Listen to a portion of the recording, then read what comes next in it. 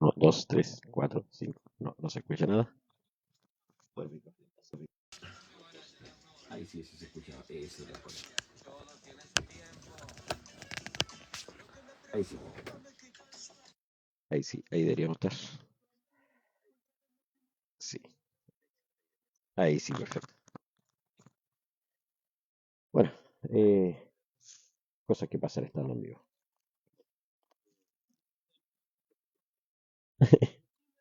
Me escucho, me siento raro escuchando. Honramos al Señor y agradecemos al Señor esta nueva misericordia de poder estar delante de su presencia, la bendición que tenemos de parte de nuestro Dios de este nuevo día. Buen día y bendecido día, amados, dice el pastor Rolando Castro. Señor Jesucristo le bendiga mucho. Gracias por estar con nosotros una vez más esta mañana. Me gusta cuando se hacen reclamos. Y los reclamos los aprendí desde muy joven en la obra del Señor, cuando mi caminar era así medio desordenado como joven, aunque no debiera ser una característica, pero pareciera ser una característica de la juventud. Eh, en lo personal sí era una característica, era desordenado. Y una vez una hermana en el lugar de Valdivieso me reclamó, lo digo con todo el corazón, me reclamó y estoy tratando de bajarlo. Me reclamó y me dijo, ya pues, hermano, ¿hasta cuándo? Me dijo un montón de cosas más en realidad. ¿Hasta cuándo? Me dijo, vamos a estar así. Yo quiero a mi evangelista, no a mi diácono, yo era diácono en ese momento. Yo quiero el diácono, quiero el siervo y me llamó la atención. Bastante rudo, tengo que decir, bastante rudo. Pero creo que de pronto necesitamos ese tipo de cosas. La escritura dice que al hijo que ama reprende, castiga. Entonces no creo que sea malo el tener ese tipo de reclamos. Y del pastor Rolando recibió un reclamo porque el día lunes no salimos al aire. Luego conversando ahí y me dijo, oiga, ya pues póngale el delito por último, que yo me levanto a las 7 de la mañana y usted no está. Toda la razón. Y hay que asumir ese tipo de cosas desde la mejor perspectiva posible. Y la mejor perspectiva es asumirlo como esto es la obra del Señor Jesucristo, esto es no lo que nosotros queramos hacer, esto no es conforme a nuestros pensamientos, esto no es ay, es que yo pensé, no, esto es la obra del Señor y se hace con orden. Y la Escritura dice, hágase todo decentemente y con orden. Así que gracias, hermano Oscar, el Señor Jesucristo le bendiga mucho. Se escucha bien, dice hermano Oscar. Gracias, hermano Oscar. Dios le bendiga también de tempranito. Hermano Oscar se levantaba a las 5 de la mañana y también se ponía a orar a las 5 de la mañana. Un buen siervo delante de la presencia del Señor. Bendiciones, hermano Oscar, para Vicky, para Emanuel y para su esposa, lógicamente, no la podemos dejar afuera. El Señor Jesucristo la bendiga mucho, mucho, mucho. Ha llovido toda la noche, por lo menos acá. Las noticias estaban diciendo de que sí, pastor, sí se entiende. Por eso se dice, se agradece, porque sabemos que fue con amor, tal vez si lo hubiéramos sentido de otra manera. La escritura dice algo que a mí me gusta mucho, que el justo me reprenda, para mí será como el bálsamo, que me herirá, pero no dañará mi cabeza.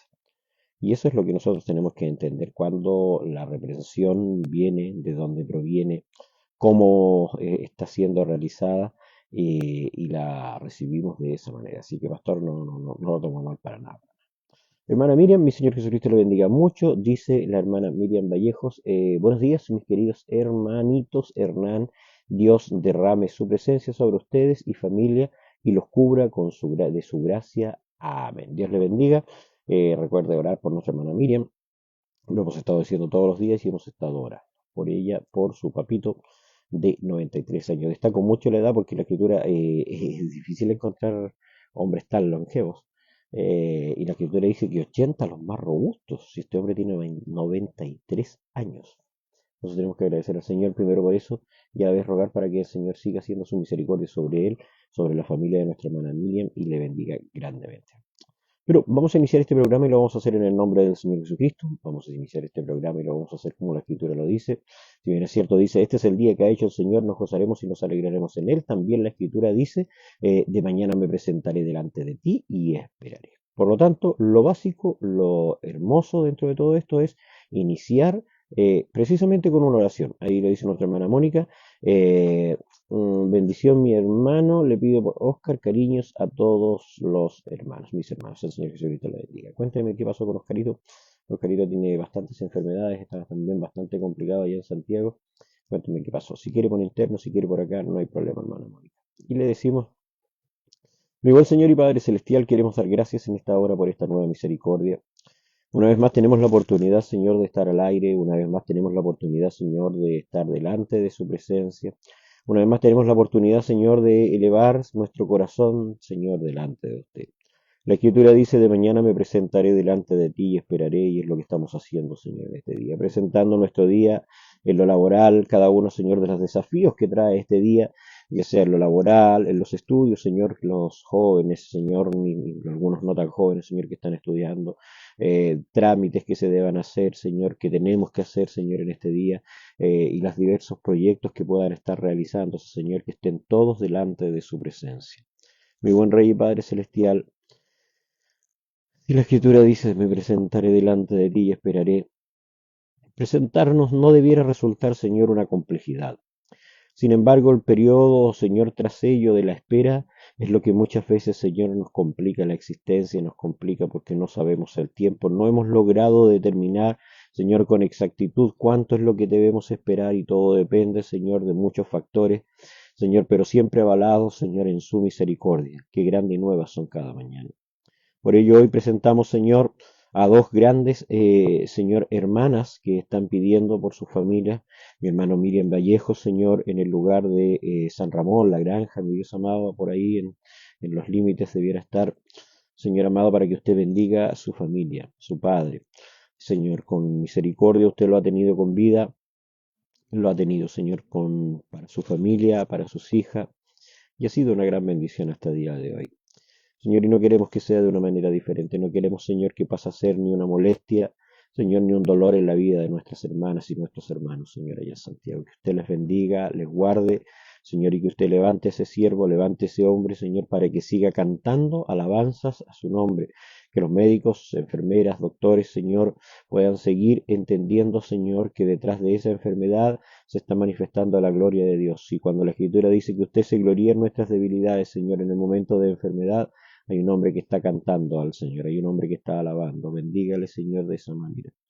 La bendición de Jehová esté sobre él, la bendición de Jehová esté sobre nuestra hermana Miriam, la bendición de Jehová está sobre Camila, Señor, sobre el esposo de nuestra hermana Miriam y toda esa familia, Señor, que está con una preocupación constante. Pero creo, Dios amado, y así, Señor, lo espero, confiados en la presencia del Señor. Y por otro lado, Señor, tenemos a nuestra hermana Mónica, Señor, allá en La Pintana, Señor, Jesús amado, para rogar que usted bendiga. Nuestro hermano Oscar, Señor, también ha tenido las complicaciones propias, Señor, de todas las enfermedades, Señor, que él está viviendo. Sin embargo, seguimos confiando en su presencia, en su palabra. Y la Escritura sigue diciendo, podrán pasar muchos enfermos, podrán pasar muchas dificultades, pero la Escritura sigue diciendo, Señor, la oración de fe salvará al enfermo. Señor, y yo creo en esta hora que usted puede hacer una gran obra en Oscar, que usted le bendecirá, un siervo, Señor, útil, Señor, en su obra, un siervo útil, Señor, para la predicación, para el reconocimiento del Dios, Señor, que alaba, bendice, Señor, y un siervo que creo puede hacer muchas cosas más. Delante suyo, Señor, está, como dijo, Señor, el hombre, diga su palabra para que este siervo sea sano, Señor, diga su palabra, Señor, para que el Padre de nuestra hermana Miriam sea sano, diga su palabra, Dios amado, para que todo enfermo pueda ser levantado. Señor, son nuestras dos peticiones en esta mañana y las dejamos delante de usted. Hoy no como cartas de amenaza, como cuando el pueblo fue amenazado, pero sí, Señor, con la necesidad de su pueblo. Señor, y la Escritura nos dice que tenemos que reír con los que ríen y llorar con los que lloran. Y hoy, Señor, nos corresponde orar con los que tienen una necesidad. Y lo hacemos de esta manera. Rogamos bendición para ellos, rogamos bendición para este programa, para que usted los guíe, para que nuestras palabras, las palabras, Señor, que salgan de nuestro corazón, de nuestros labios, palabras humanas, sean quitadas. Señor, y solamente su palabra, Señor, sea la que fluya con libertad. Le ruego, Señor, bendición, le ruego su presencia, le ruego su Espíritu Santo, Señor, e iniciar todo esto bajo la guía del Espíritu Santo en el nombre de Jesús. Amén y amén. Bien, vamos a comenzar con, bueno, vamos a poner una alabanza mientras comenzamos ya a comenzar. Eh, Eso alegra el corazón, hermana Miriam. Y es una de las grandes cosas, dice la hermana Miriam. Mi papito está bien dentro de su gravedad. Eh, sus hijas y sigue cantando a Dios. Gracias por la oración de mis hermanitos, los quiero muchísimo, Dios les bendiga. Eso es lo que nos toca, tenemos que orar, quisiésemos hacer mucho más, quisiésemos, se lo dije en un audio a la hermana Miriam, haber estado en Santiago y haber podido no solo ser una oración a la distancia, sino una mano que aprieta, un abrazo, cosas que son más tangibles, muy necesarias, pero Dios suple todas esas necesidades y a nosotros nos tiene aquí orando, es lo que nos toca estando a la distancia. Llena el corazón el que el papá siga cantando al Señor, que siga alabando y esperamos que nuestra partida sea de esa manera, siempre honrando y bendiciendo al Señor. Demuestra el carácter del ser humano, demuestra el carácter del hombre que va a llegar a los cielos a decir santo, santo, santo, y que uno más de los adoradores va a estar en la presencia del Señor Jesucristo. Así que dentro de la preocupación, dentro de la tristeza, también hay alegrías, y esa es una de las alegrías que produce precisamente eh, todo lo que está viviendo. Así que mi Señor le bendiga. Vamos a partir hoy día con un tema anunciado con bombos y platillos. No, no sé si con bombos y platillos, pero sí un tema que en lo personal me gusta mucho y es acerca de la iglesia primitiva. La iglesia primitiva tiene mucho que ver con respecto a lo que nosotros estamos viviendo y creo con todo el corazón que se ha olvidado lo que es la iglesia primitiva. Se ha olvidado de qué manera nació, de qué manera surgió, cuáles son las bases de lo que actualmente nosotros tenemos en relación a lo que es la adoración, la alabanza, en relación de cómo nos manejamos. De ahí nace precisamente el por qué muchas de las cosas que nosotros vivimos de pronto no las logramos entender, no logramos comprender por qué la iglesia vive a esto, esto, otro, cómo puede ser posible de que pasen tantas cosas. Todo eso está basado en el desconocimiento. Hechos capítulo 8 dice, en aquel día hubo una gran persecución contra la iglesia que estaba en Jerusalén, y todos fueron esparcidos por las tierras de Judea y de Samaria, salvo los apóstoles. Pero los que fueron esparcidos, sí, pero los que fueron esparcidos iban por todas partes anunciando el Evangelio. Hechos capítulo 8, versículo 1 al 4.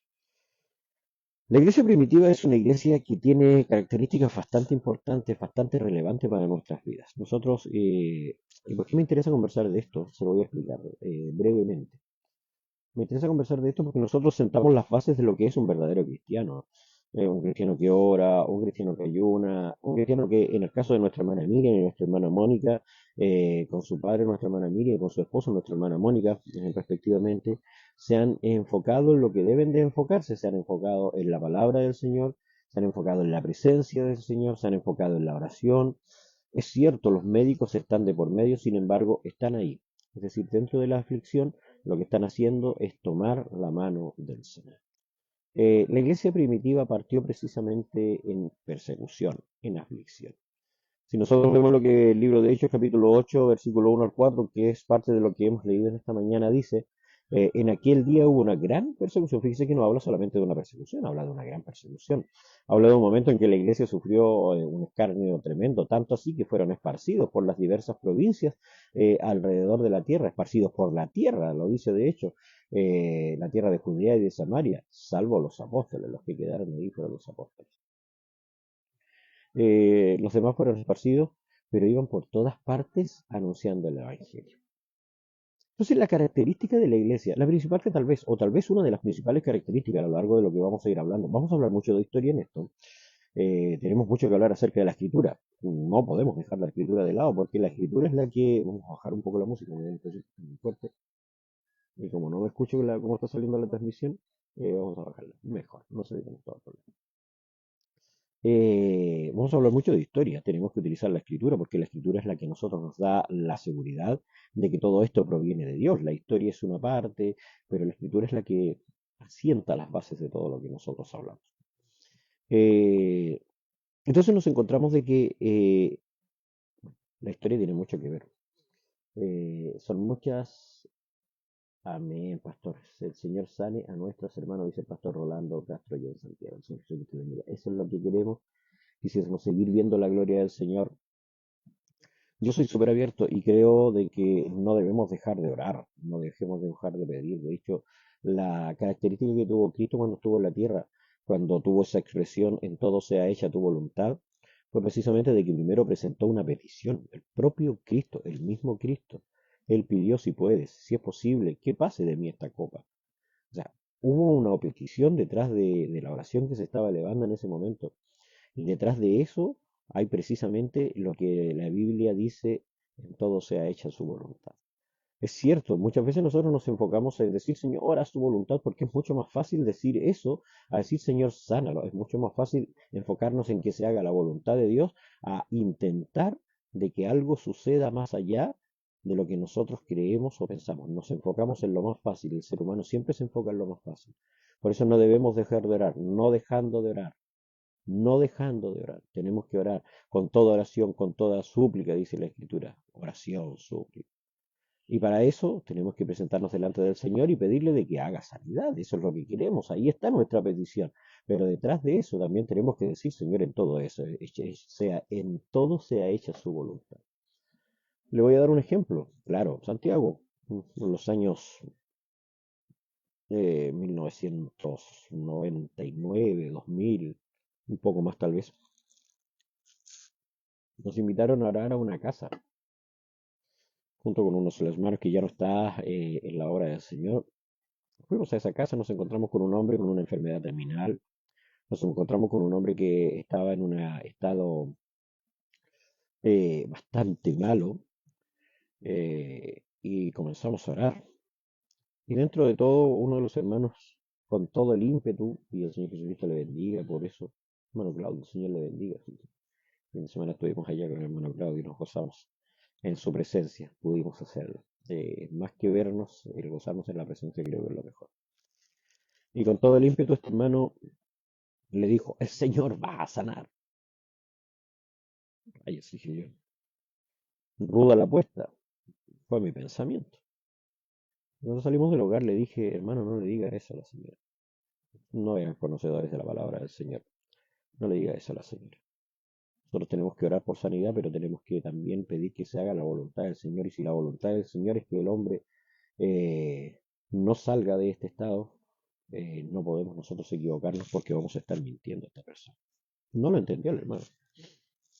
Está bien que no lo haya entendido. Es una cuestión un tanto extraña. Y seguimos orando por sanidad. No dejamos de orar por sanidad.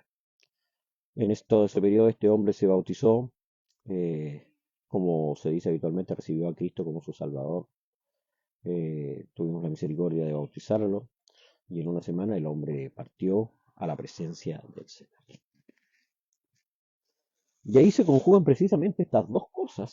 Se conjuga precisamente la capacidad de tener una oración que es oída de parte de Dios y por otro lado se conjuga que se hizo la voluntad del Señor. Detrás de lo que nosotros pedíamos en cuanto a sanidad y lo que era la voluntad de Dios, teníamos un hombre que toda su vida había sido alcohólico, que toda su vida había estado en un estado muy complejo de su vida, y tuvo la misericordia de parte de Dios de tener salvación en los últimos momentos de su vida. Entonces, si nosotros queremos entender la voluntad de Dios, tenemos que enfocarnos en la Escritura. Y la Escritura dice de que Dios sí da salvación. Y la Escritura, de hecho, en muchas ocasiones le decía, vete, no peques más. Pero también dijo, muchas veces tu fe te ha salvado, no te ha sanado. Y precisamente eso fue lo que sucedió en esta ocasión. Este hombre fue salvado más que sanado.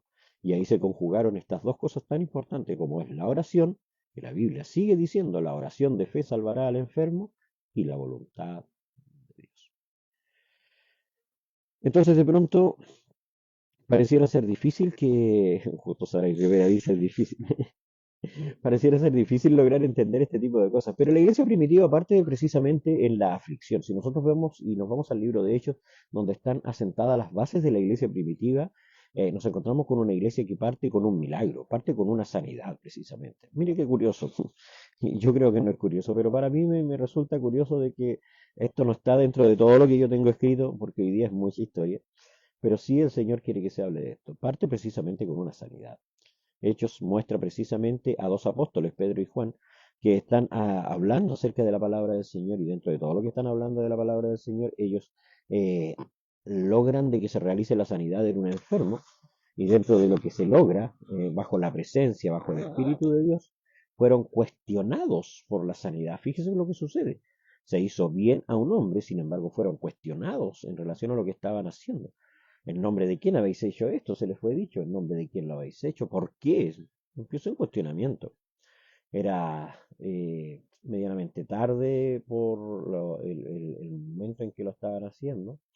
Y dice la Biblia de que no encontraron nada mejor de que encerrarles a causa de la oración y del poder que había sido efectuado en este hombre. Se les interrogó, se les preguntó en qué nombre los habían hecho, se les conminó a dejar de hablar.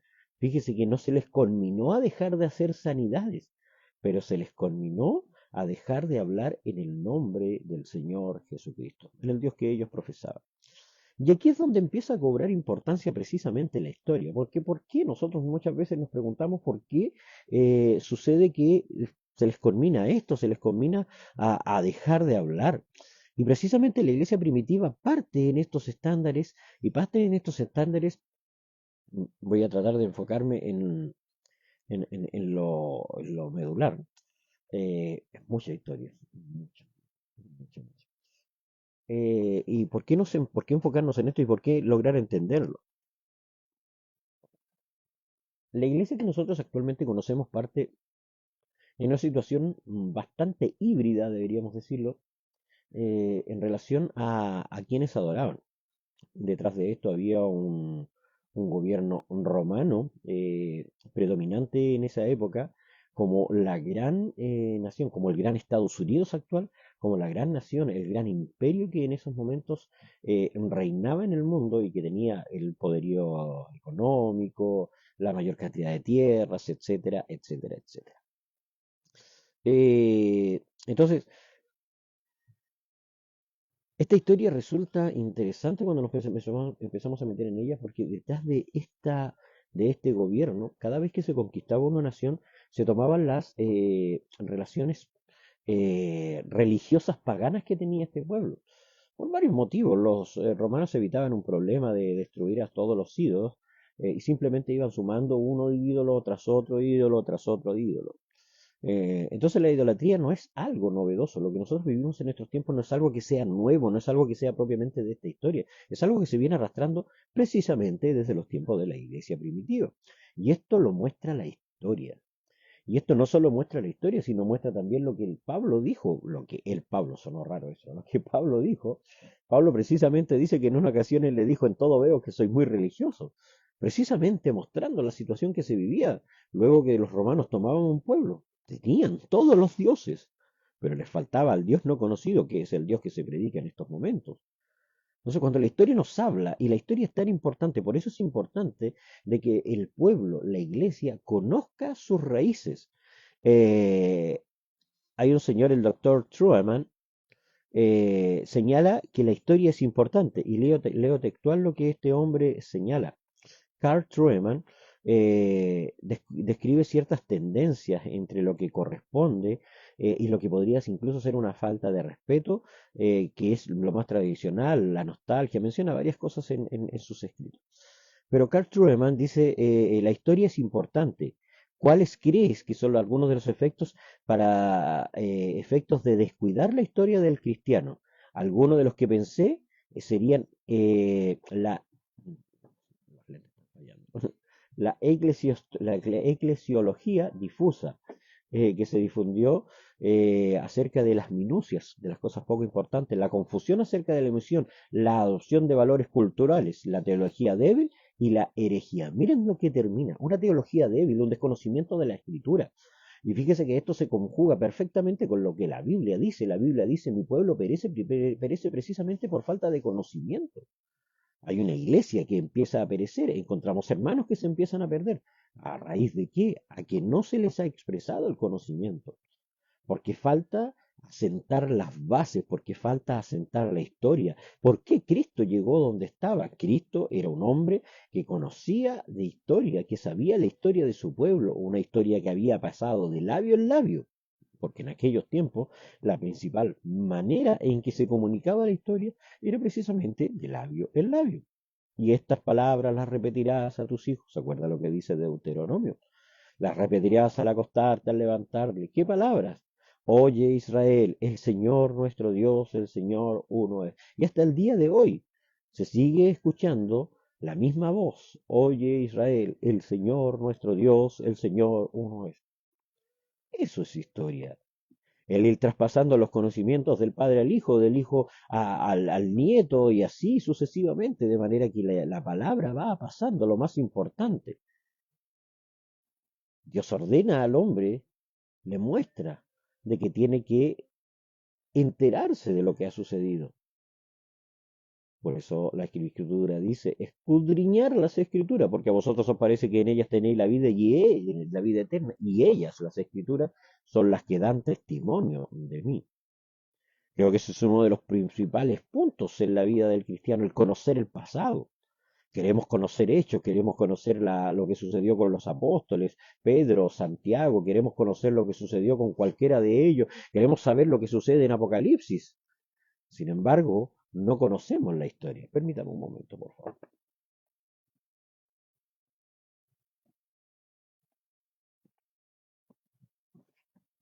Ahí sí, había una luz que me estaba molestando mucho. La tenía aquí de frente prácticamente.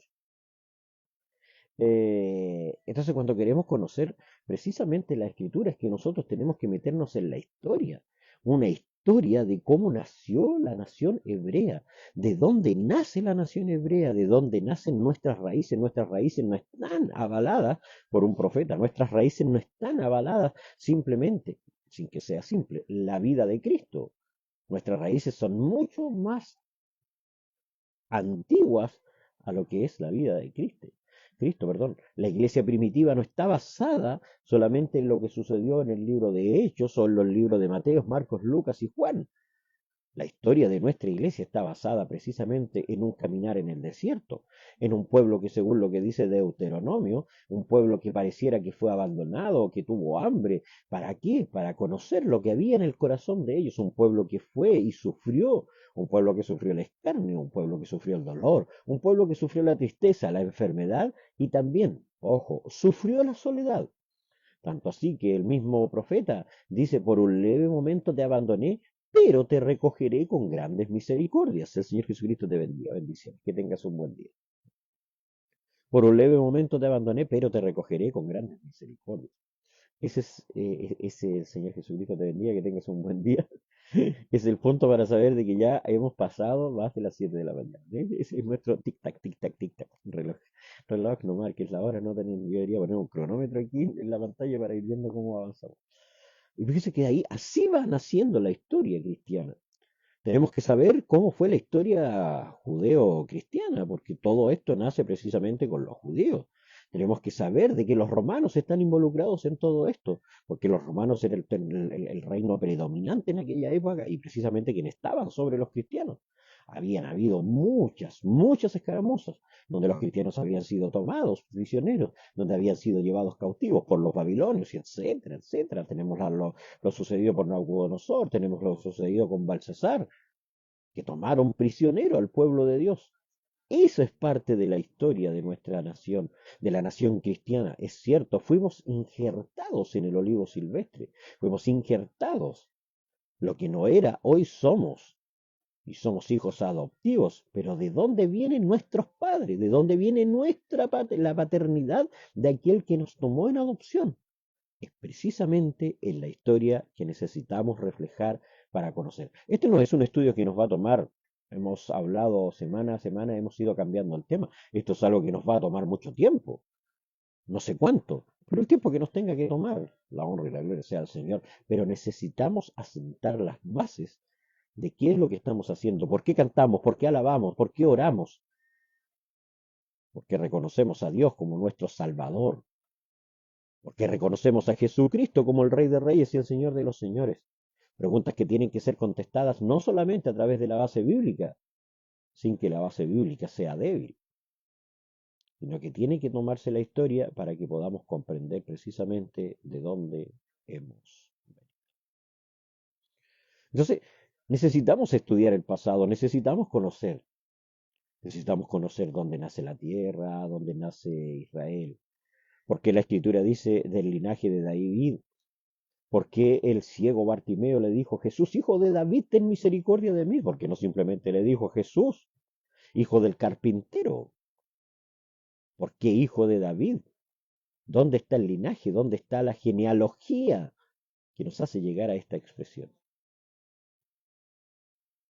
Se da cuenta de que cuando empezamos a hacer estos cuestionamientos, empezamos a entender de que la historia tiene un peso importantísimo, importantísimo para la vida del cristiano. Me voy a acercar mi...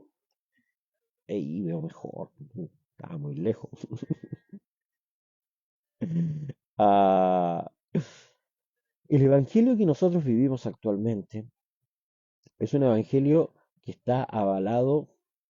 Voy a ir así, voy a poner adelante y atrás para que vaya entendiendo los conceptos de la mejor manera.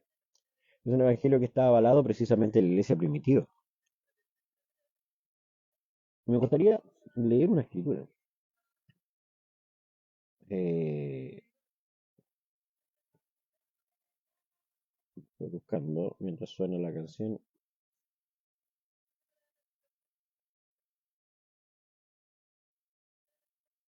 Ah, ah, ah, ah, ah, ah, ah.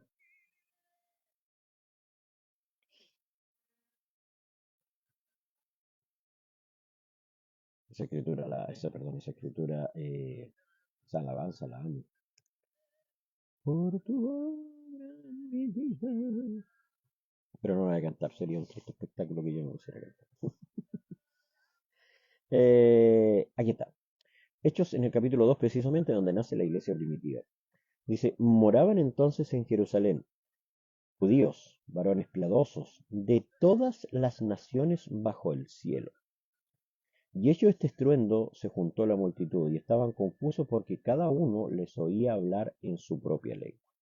Y estaban atónitos y maravillados, diciendo, mirad, no son galileos, miren, ya hablamos de dos naciones, dicen, no son galileos todos los que hablan, ¿cómo pues les oímos hablar cada uno en nuestra lengua que hemos nacido?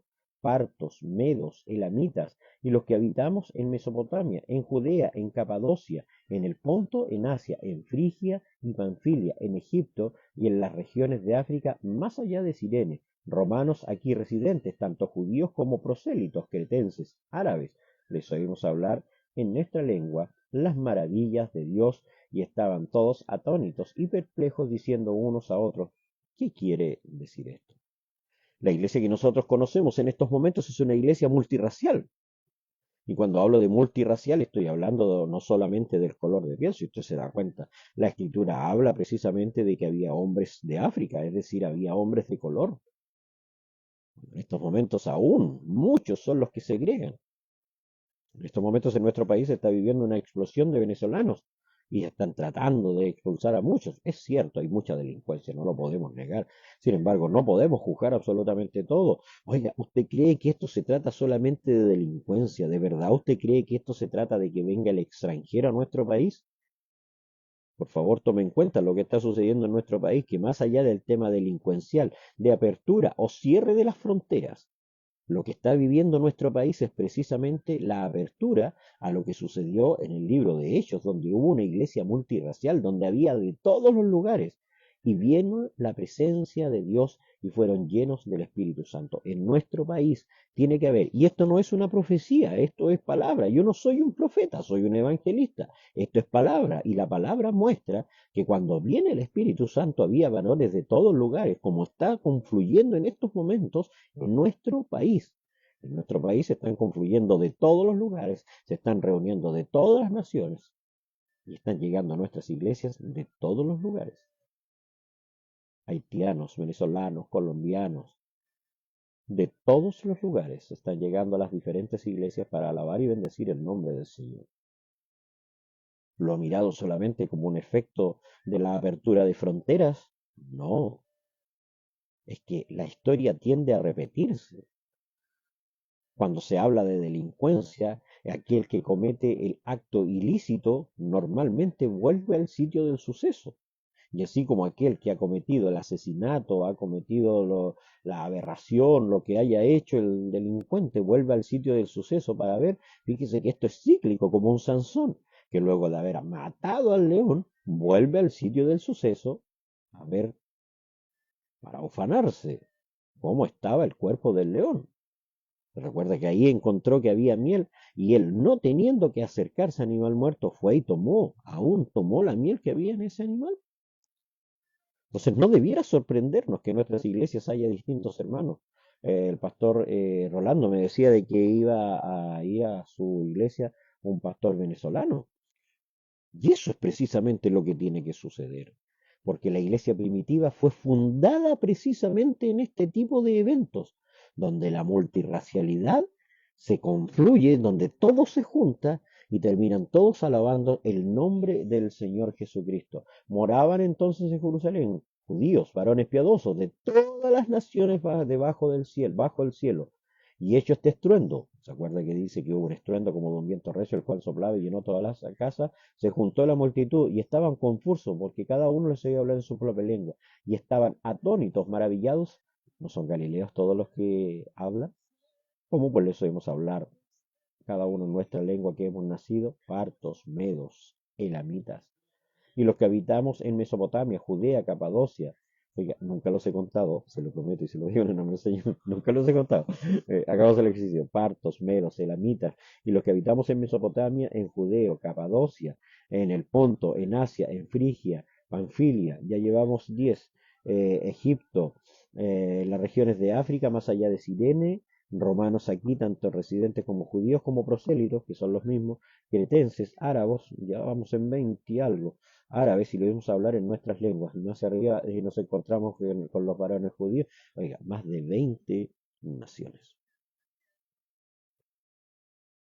¿Se da cuenta que la historia nos refleja una realidad y que es la realidad que en estos momentos estamos viviendo nosotros como iglesias? Que cuando nosotros encontramos un hermano que nos dice, hay un negrito que canta y no le entiendo nada. Están cantando en creolé, están cantando casi en francés, que es la lengua nativa de los haitianos, pero lo hacen con el corazón. Había varones de distintos lugares y les oíamos hablar en nuestra propia lengua. Va a llegar un momento en que nuestra propia lengua le vamos a oír y todos vamos a oír hablar y vamos a cantar y vamos a honrar y vamos a bendecir el nombre del Señor y le vamos a glorificar, y tal vez lo que hoy no entendemos va a llegar en ese momento en que sí vamos a entender, porque vamos a adorar a Dios en una lengua en común. Pero la historia es la que muestra esto.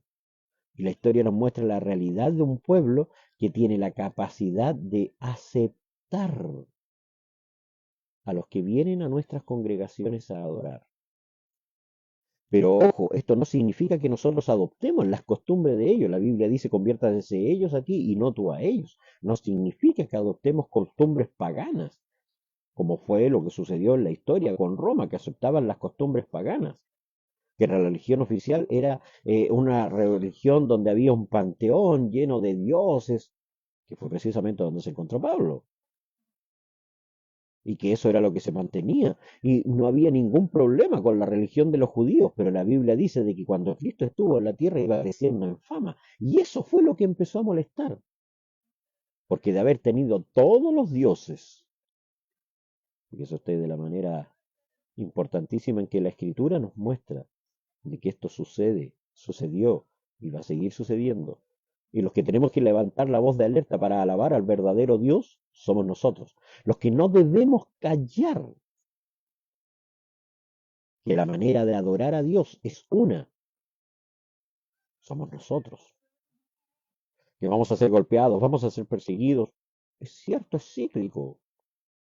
Es un ciclo que se cumple y se levanta nuevamente otro predicador y viene otro pueblo a tratar de detenernos. Que pues diremos, oh, se nos está cayendo la señal. No es de sorprendernos. Ha llovido copiosamente toda la noche. Anoche tuvimos truenos por acá, rayos. Eh, los animales no estaban muy acostumbrados. Un ladrerío de perros, señora. No. Pero bueno. Eh, Tenemos una escritura, Eclesiastés 1:9.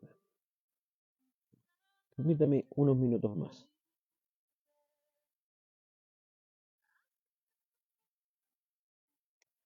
Eh, Eclesiastés dice el predicador cuando habla acerca de vanidad, de vanidades, todo es vanidad. Un tema súper interesante ese.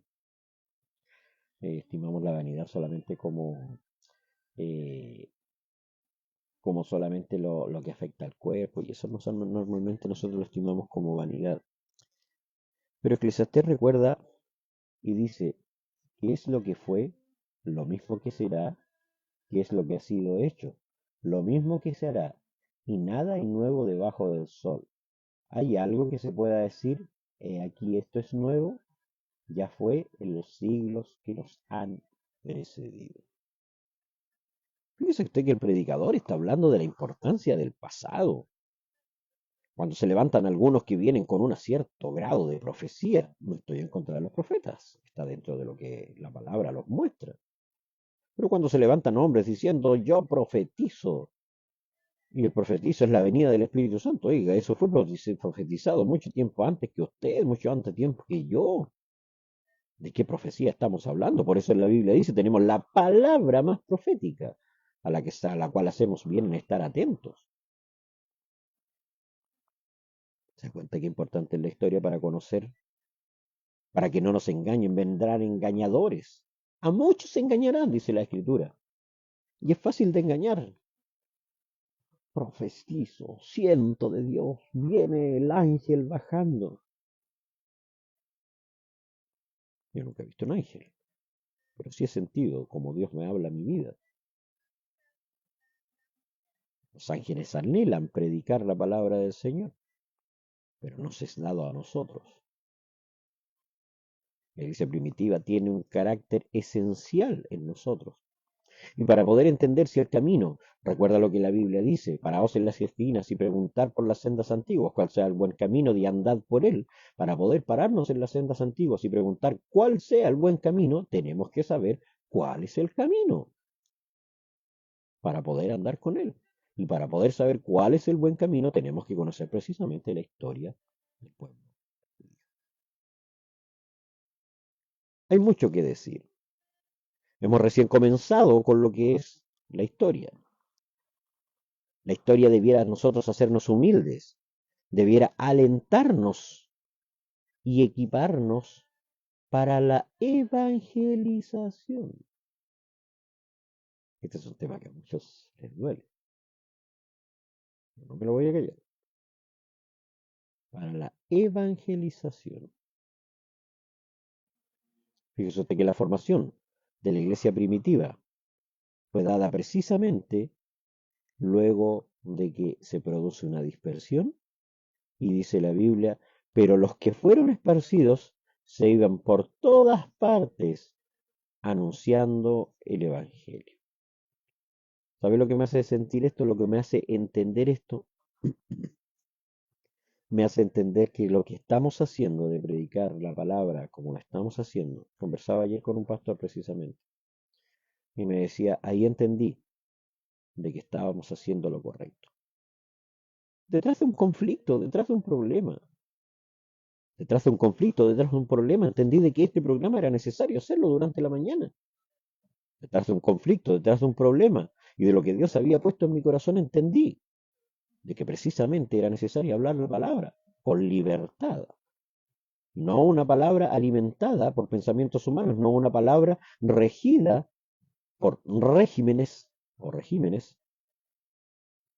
o por profesiones malentendidas, sino una palabra libre, como es la palabra del Señor Jesucristo. 7:26. Me quedan 4 minutos y los voy a aprovechar. No. La historia debiera hacernos humildes, debiera alentarnos y equiparnos para la evangelización, porque es lo que nosotros tenemos que hacer. Tenemos que proclamar un nombre, tenemos que proclamar salvación, pero para poder asentar las bases de lo que estamos haciendo, tenemos que hacerlo precisamente con la historia. Tenemos que hacerlo con la historia en la palabra y tenemos que hacerlo con la historia y el conocimiento de dónde venimos. Recuerda, por tanto, de dónde has salido, de dónde venías. ¿De dónde venías? El alcohólico diría, yo vengo de una vida de alcoholismo. El drogadicto diría, yo vengo de una vida de adicción. El delincuente diría, yo vengo de una vida de robos, de asaltos. El asesino diría, yo vengo de una vida de asesinato. Pero anterior a eso, esto erais algunos. Cierto, puede ser sido un ladrón, un mentiroso, un asesino, un violador.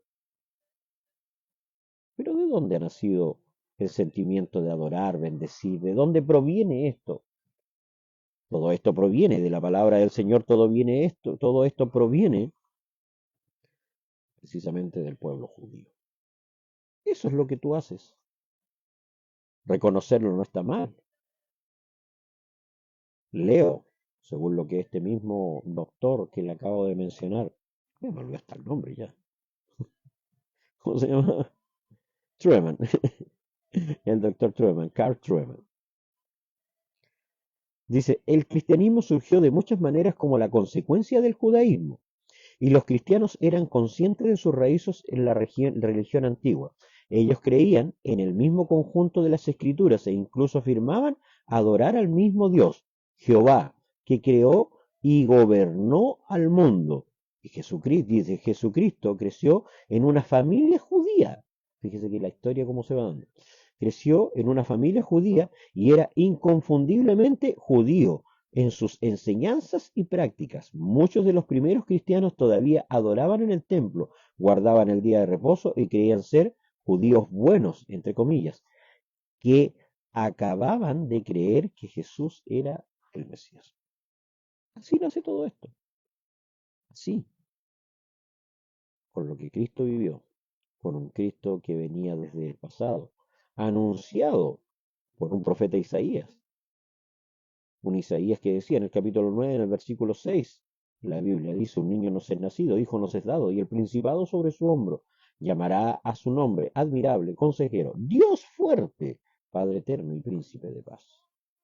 Un hijo que iba a nacer, que tenía todas estas características, anunciado, y que tenía que nacer, y que nace en el libro de Mateo, capítulo 1, versículo 21, nos encontramos, y la Virgen concebirá y dará a luz un hijo, y llamará a su nombre Emanuel, porque traducido es Dios con nosotros. Tenemos que conocer la historia para poder saber dónde nace todo esto, dónde nace todo lo que nosotros estamos haciendo. Esta es la primera parte de lo que estamos hablando y de lo que seguiremos viendo en relación a la iglesia primitiva. Pero esta vez, yo ya he hablado acerca de la iglesia primitiva, lo vamos a hacer de una manera mucho más profunda. Mañana ya nos introduciremos directamente en la escritura, utilizaremos escritura, mucha escritura, mañana estudiaremos mucho de la historia, pero sí con escritura, mucha más escritura de la del día de hoy.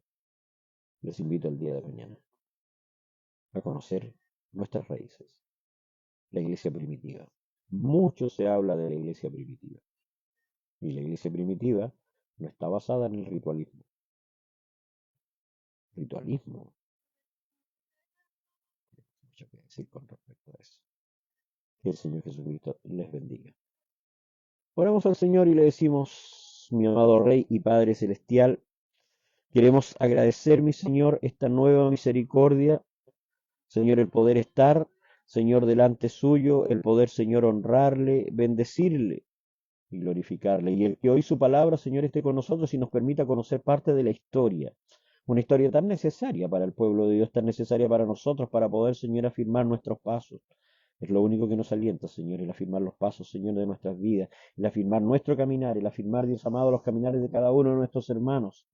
Y que cada vez más, Señor, podamos entender la necesidad, Señor, de pararnos en las esquinas, preguntar cuál es el buen camino y comenzar a andar con Él. Andar en ese camino, en un camino de santidad, en un camino, Señor, que usted trazó, que usted trazó detrás de leyes, Señor, como las que fueron dadas, Señor, en el libro de Levíticos, detrás de leyes, Señor, que lo único que intentaban era que hubiera santidad en el pueblo, santidad que en muchas veces, en muchas ocasiones y en muchos lugares se ha perdido. Santidad, Señor, que no nos habla, Señor, de andar prácticamente con una aureola sobre nuestras cabezas, Señor, y con nuestras manos cruzadas, Dios bendito, Señor, simplemente evitando siquiera el hablar. No, Santidad que se demuestra en nuestras vidas con una vida piadosa, una vida, Señor, que mira la vida del prójimo, una vida preocupada en lo que sucede en el entorno, una vida preocupada del enfermo, una vida preocupada del huérfano, de la viuda. Señor, y la Escritura dice, al huérfano ya la vida sostiene. Una vida preocupada, Señor, en un montón de elementos, Señor, que son básicos en la vida de un cristiano, de un creyente, y que reflejan precisamente lo que Cristo hizo en la tierra.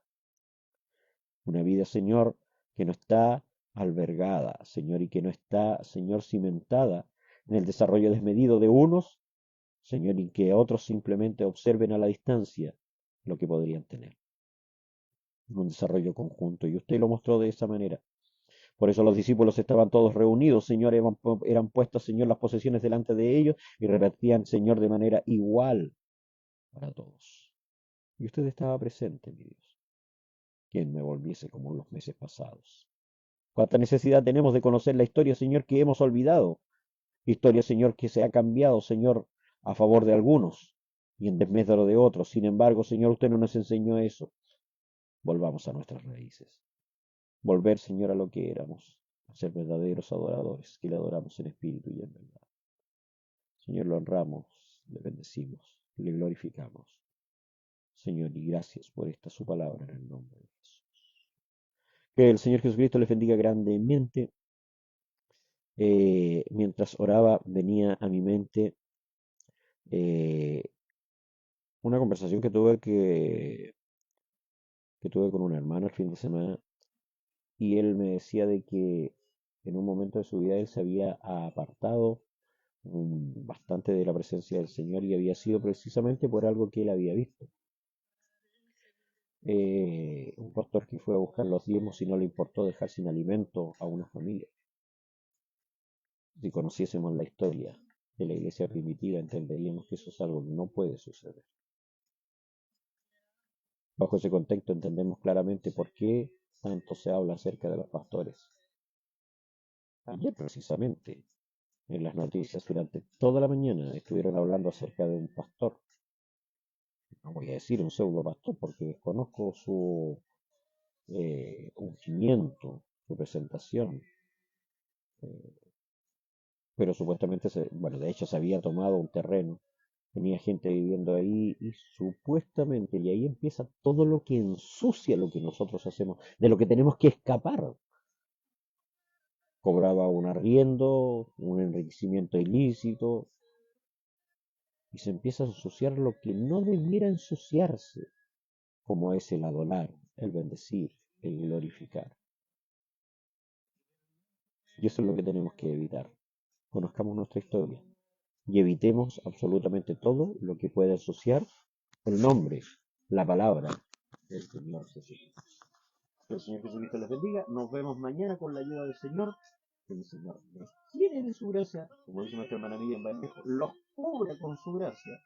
Y que hoy sea un día hermoso en la presencia del Señor. Más allá de la lluvia. Hoy viene la lluvia de Santiago, ya lo anunciaron, mañana la lluvia de Santiago. Pero que todo tu día sea bendecido, que el Señor te bendiga, te llene, te guarde. Y como dice la Escritura, haga resplandecer su rostro sobre ti. Nos encontramos mañana, 6:30, 7:30 de la mañana, con la ayuda de nuestro Dios, lógicamente.